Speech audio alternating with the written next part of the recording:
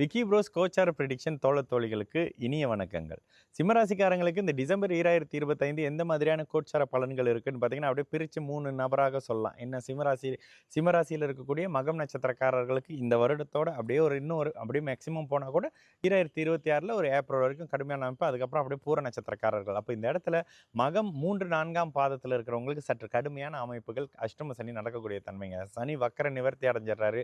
ஆனாலும் ராசிக்கு சுபர் தொடர்பு, ராசிநாதனுக்கு சுபர் தொடர்பு வரும்போது சில நல்ல நிலைகள் இருக்கும்ல.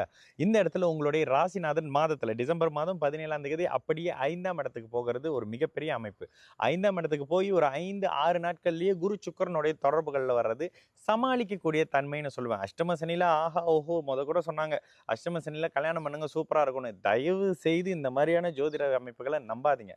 ஜோதிடம் சொல்ற மிகப்பெரிய உண்மை என்னன்னாக்கா, கோச்சார சனி பகவான் ஜென்ம சனியாகவோ அஷ்டம சனியாக இருக்கும்போது மிகப்பெரிய தடைகளை கொடுப்பாரு. இப்ப அத்தனை சிம்மராசிக்காரர்களும் அவர் வயதுக்கு ஏற்ற மாதிரி, அவரவர் நாட்டுக்கு ஏற்ற மாதிரி, அவரவருடைய தன்மைக்கு ஏற்ற மாதிரியான அமைப்புகள்ல தடைகளை, தாமதங்களை, மன அழுத்தங்களை அனுபவிச்சுக்கிட்டு இருப்பீங்க. இல்லைன்னு சொல்லவே முடியாது. ஆனா இந்த இடத்துல ராசிநாதன் சுபத்துவம் அடையும் போது, ராசி சுபத்துவம் அடையும் போது சமாளிக்கக்கூடிய திறமை இருக்கும். ராசிநாதன் சுபத்துவம் ஆனாலும் அப்படியே சனியினுடைய 10ஆம் பார்வையில வந்துடுறாரு ஐயா. ஆமா, சனியினுடைய 10ஆம் பார்வை அப்படியே ராசிநாதனை கெடுக்கக்கூடிய தன்மையினாலும் கூட ராசிநாதனின் வலு உங்களை சமாளிக்க வைக்கக்கூடிய அமைப்புகள் இருக்கும். இளைய பருவத்தினர் வண்டி வாகனத்துல கவனமா இருங்க.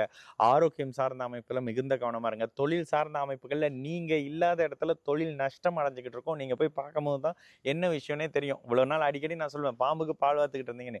அகல கால் வைக்காதீங்கன்னு சில இடங்கள்ல சொல்லுவோம். இது அத்தனையும் எப்பவோ ஏதோ பண்ணங்க, இப்ப அதை எடுத்து வந்து பெரிய பிரச்சனைன்னு சொல்லி பேசிக்கிட்டு இருக்காங்க. ரொம்ப கஷ்டமா இருக்குன்ற மாதிரியான தன்மைகளை கொடுக்கக்கூடிய அமைப்புகள்ல தான் இப்போ கோச்சார நிலை இருக்கு. எதிலும் அகலக்கால் வைக்க வேணாம்.